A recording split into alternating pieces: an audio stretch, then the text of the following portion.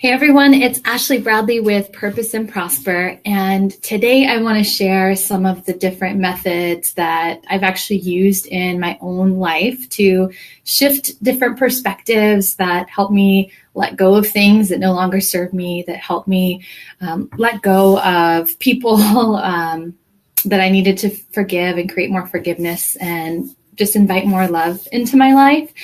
And I was thinking about this last night, which is why I wanted to make the live video. I was watching something and it was talking about how like a deer in the forest has these, different hormones that create stress if there's a threat that comes in and they have to like run away and flee for their lives. But with humans, it's interesting because we have these events that make us mad, that create stress, but we hang on to it and we have these parts of our brain that actually recreate the event as if it was happening. And so through that, it's like creating all this stress and these things in our lives. And there was a few big things that one in my personal life, one in my professional life that I really needed to let go of and create some forgiveness around, because that's something that personally I've been focusing on. I just don't want that to be weighing on me, on my energy. And somehow it's helped me just really like honor all the parts of myself, the light, the dark, and to see like more of that beauty in the world as I let go of some of this stuff. So one of the ways that I wanted to share with you is something called the empowerment dynamic, which is basically flipping the script on something else that's called like the drama triangle. So I have like a little whiteboard thing, which is kind of, I've never used a whiteboard in my video, but we're going to pull it out. So this one is called the drama triangle. So you could see like victim on the bottom, persecutor, rescuer. And this, I guess I want to preface this as well. There might be certain situations or scenarios that involve something violent or sexual assault where you might not want to use this, but I think we can all agree that we position ourselves in as the victim in a lot of places in life that don't involve those things. So you can see with the way that the triangle is positioned that the victim is at the bottom, like very powerless when you position yourself as the victim, and it really feels like there's not a lot of places to go. And so there are definitely three different roles here, but I'm going to be focusing mostly on this relationship right here, victim and persecutor. And I'll use one of my own examples just to share how I really had a shift here. And rescuer, meaning that sometimes we can play the rescuer in other people's lives and feel like they need us to solve things for them, which can automatically kind of be viewing people as a victim if they might not want to be seen that way. So one area that this specifically, when I learned about this, I actually had like this huge aha moment was with a past situation with someone that I worked for, and it did not work out very well in the end. I held so much anger towards that person, towards the entire situation. And I realized when someone was showing me this, like, wow, I've been viewing myself as a victim this entire time, viewing myself as, the one that, was helpless and, oh my gosh, this stuff happened to me. And this person was the one that did it. And it created literally it's been almost 3 years since that situation happened. And up until recently, there was still times where things would be bubbling up where I would have to go back and remind myself of this whole flipping the script of these different roles. So we're going to go ahead and switch this. So let's erase these. For the empowerment dynamic, the victim, since the victim's now on top, is going to become the creator. It's kind of hard to write like this, so it might not be as nice as my first one. And then we'll erase this one down here. So this one's going to be the challenger.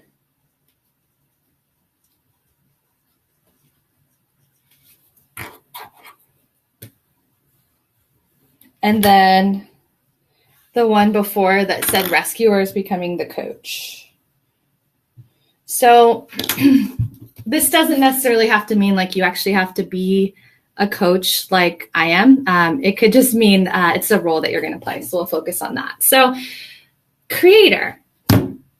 I started to see myself in this situation with the employer as myself being the creator in this situation and thinking, wow, I was kind of pushed into this corner, and what did I create from that? Like, if that wouldn't have happened, would I have started my own business? Like, wow, I'm so thankful that that happened so that I could be really clear that this wasn't for me and that I can go and I could start my own business. And I'm grateful for that. And it shifts me to the place where I think, what else did I create from that situation? Or what else can I be grateful for? Because my mind automatically just like snapped into this different place. And I started to think, well, you know, I am grateful for all these different skill sets that I learned. I'm grateful for that. So automatically, it's just a big perspective shift. So looking at this other role instead of being the rescuer in people's lives and feeling like they need us to solve their problems and automatically putting them into this victim role. The coach is someone that, you know, and this, I guess, applies to us definitely as coaches in real life as well. But being a coach in this different triangle, the empowerment dynamic, is seeing people as creative, resourceful, and whole, and fully being capable of having their own answers, solving their own problems. We might support them. We might reflect back at them things that they're having trouble seeing in that moment. But it's really viewing them as a creator and really helping them to create something beautiful out of whatever happened. So as this is going to take a slight detour and then it'll come back to the triangle. But as I posted this triangle, and I did start to think of, like there might be things where this could be triggering or hard for people when it comes to sexual assault. And this is the first time that I'm sharing this, but I feel like it's important for me lately with my own healing to start to be more open about it and share it, because I have some different speaking engagements and groups and things that I am doing to be my own creator with this situation. But when I was 21 years old, so quite a while ago, I'm now 34, I was actually date raped in college. And it's something that maybe just in recent months, 4 months ago, that I was able to actually start talking about and sharing. And I realized now when I was creating this triangle that I didn't want to view myself anymore as the victim. I wanted to see myself and be a creator and say, what could I do with this? I can't change the past, but what can I create using my own voice and owning my own story? And from that, you know, it doesn't mean that I need to forgive the person that assaulted, well, rewind that. It doesn't mean that I have to see or, you know, I'm not really sure. This is definitely a lot of vulnerability for me doing this live. But anyway, I realized that there was some forgiveness that needed to happen with the person that did victimize me. And I thought, like, before I was doing this, I'm drawing it all out. How could this empower me? I found my own empowerment by owning my story and being willing to talk about it. And at this place where I'm at personally with my own journey and my healing, I thought, you know, I really would like to have forgiveness for this person. And it shifted me into the place of seeing that person as doing probably the best that they could in their lives and being a product of their own environment. So I can honestly say, although I, you know, don't necessarily want to see this person or hang out with them, that I am at the place now where I can say, yes, I don't have anger. I forgive that person that raped me. And there's something about that just shifts me into this place of feeling like I have the power, and that I don't have to carry around any of this darkness, or anything related to that anymore. So I just wanted to share that. I'm not saying that this is something that can necessarily apply to everyone's situation, because everyone has their own journey with that. But for me, that's something that I've found this helpful. This could be for also, getting away from that topic, smaller situations, things that might be more trivial. There are a few other places, and a few other methods that I wanted to share, actually. So meditation can be really helpful. So if this triangle thing is maybe something that served you, but you want to continue to forgive, continue to release, there are some really good guided meditations out there about just continuing to let things go and to really put yourself in a place of creating whatever it is that you want from any situation. There is also this way that you just focus on love and sending love. And I do this frequently. There was actually someone that I had a scheduled phone call with that was being kind of short with me, through email. And I have this very wild, creative mind that makes up a lot of stories. And I started just making up these stories of how I thought this person was, even though they never have spoken to me, and, how this person's going to be and what they might say on the call, and then what I might say. And I had to stop myself, and I had to say, hey, all right, none of this.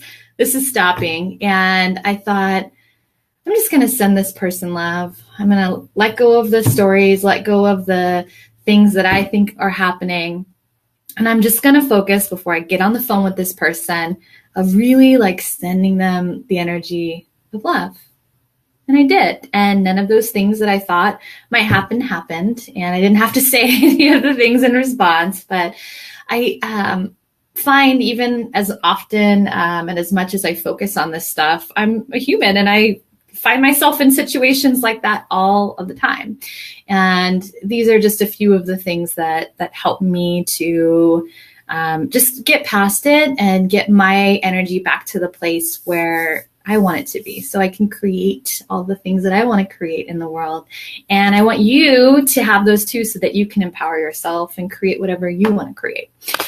The other thing, since the situation with the past employer, that is one of them that sometimes bubbles up, or, I see someone that looks like her and I'm thinking about it again. And another thing that I like to look at is it's cliche, but how they say oh, put yourself in the other person's shoes.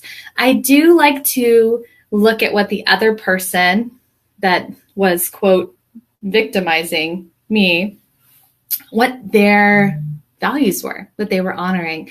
And that really helps, because it allows me to shift into a place of seeing them as a human being that has their own life, that has their own things that they're honoring. And it allows me to shift into a place where I'm no longer seeing myself as victim, but I'm seeing them as challenger, that they were up against something. And in their own story, with this situation, it makes me realize, oh, in her story, she was the victim and I was the persecutor. So it's interesting sometimes to look at that, because we are all having different experiences as human beings. And it's just think about fender benders, right? Everyone has their own perspective. If you got rear-ended, to the other person, you're the one that made them have a crappy day because you stopped too fast and you stopped, and it's your fault. But to you, they're the ones that are creating your bad day. So anyway, this feels like a good wrap-up point. I would love your comments. I know that I have people that share with me sometimes oh, I loved your video, I watched it, but I don't see the comments, and I love comments. So comment, or if you have anything here that has helped you let go, forgive, has empowered you to shift perspectives into a way that's allowed you to take something that makes you feel in a place of power instead of feeling like a victim, share it below so that everyone else can benefit. Thank you very much. I hope to see all of your comments and likes, and bye.